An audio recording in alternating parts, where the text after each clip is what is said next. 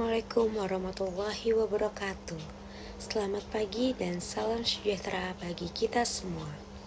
Yang terhormat Ibu Ita Dewi Sintawati, perkenalkan kami dari kelompok 6 dengan saya Asti Priandini, NIM 64242369 beserta teman-teman sekelompok saya. Pada kesempatan kali ini, kami ingin mempresentasikan materi tentang kaidah integral tertentu, surplus konsumen, dan surplus produsen. Kami akan memulai pembahasan materi ini tentang konsep integral itu sendiri. Integral adalah konsep matematika yang kebalikan atau anti turunan dari diferensial atau turunan dan digunakan untuk menghitung luas di bawah kurva, volume, panjang lintasan, serta berbagai aplikasi lainnya dalam berbagai bidang. Secara sederhana, integral adalah penjumlahan berkesinambungan dari suatu fungsi dalam internal tertentu. Baik Ibu, slide selanjutnya akan disampaikan oleh teman sekelompok saya, yaitu Ayu Lestari. Pengertian integral tentu. Integral tentu atau definite integral adalah integral yang memiliki batas-batas nilai tertentu, sehingga hasil akhirnya bisa ditentukan secara pasti. Batas-batas nilai itu merupakan nilai variabel dari fungsi yang telah diintegralkan.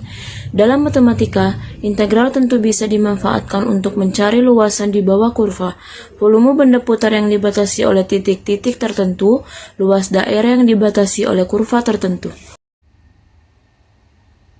Perkenalkan, nama saya Susela dengan NIM 64241407. Saya akan meneruskan materi mengenai rumus integral tertentu. Integral A sampai B dari fungsi X dx sama dengan fungsi B dikurang dengan fungsi A.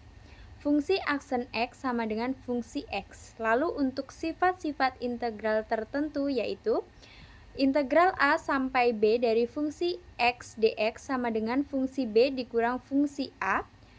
Fungsi aksen X sama dengan fungsi X, yaitu integral A sampai B dari fungsi X dx ditambah integral B sampai C dari fungsi X dx sama dengan integral A sampai C dari fungsi X dx dengan A kurang dari B kurang dari C. Integral A sampai B dari fungsi X dx sama dengan minus integral B sampai A dari fungsi X dx berarti fungsi B dikurang dengan fungsi A sama dengan minus fungsi A dikurang fungsi B. Lalu integral A sampai B dari fungsi X dx sama dengan 0 atau fungsi A dikurang fungsi A sama dengan 0. Lalu integral A sampai B dari fungsi X dx kurang lebih G X dx sama dengan integral A sampai B dari fungsi X dx kurang lebih integral A sampai B Gx dx.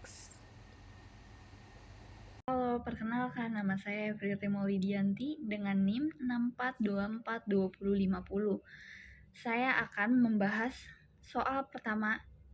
Kita diminta mencari hasil dari integral 2 dx dari X dengan negatif 1 sampai 2.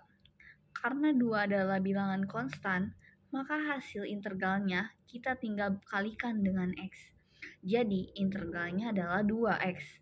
Selanjutnya, kita substitusikan batas bawah dan atas.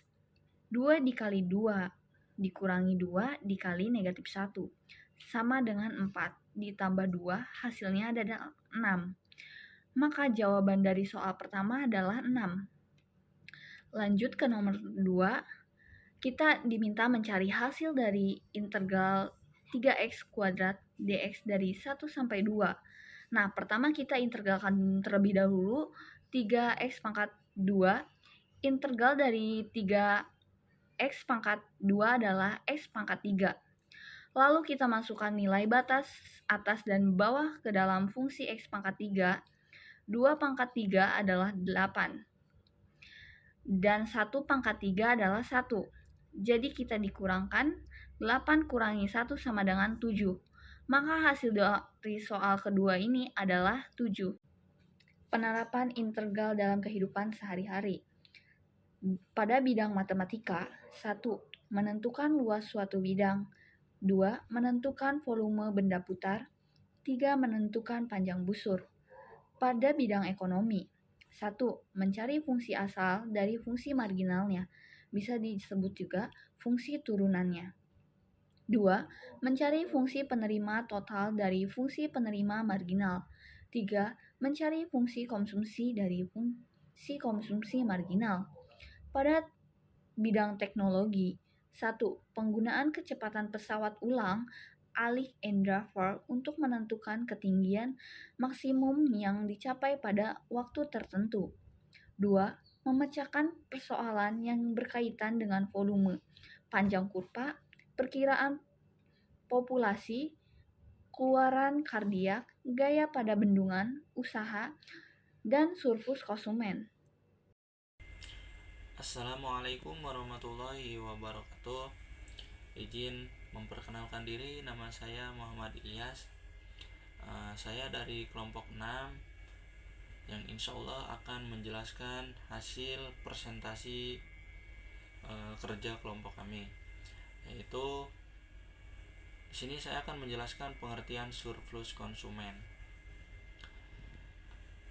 Surplus konsumen adalah keuntungan yang diperoleh konsumen karena membayar harga yang lebih rendah dari harga yang dapat mereka bayar, atau selisih antara jumlah konsumen yang sedia bayarkan dengan yang harus dibayar. Nah, di sini ada 3 kelompok surplus konsumen. Poin 1, super marginal, yaitu konsumen yang kemampuan belinya di atas rata-rata harga pasar.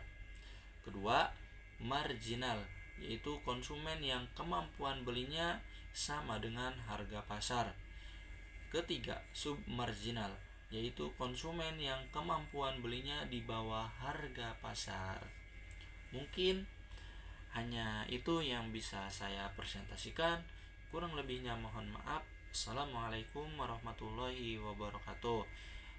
Dan selanjutnya yang akan menjelaskan presentasi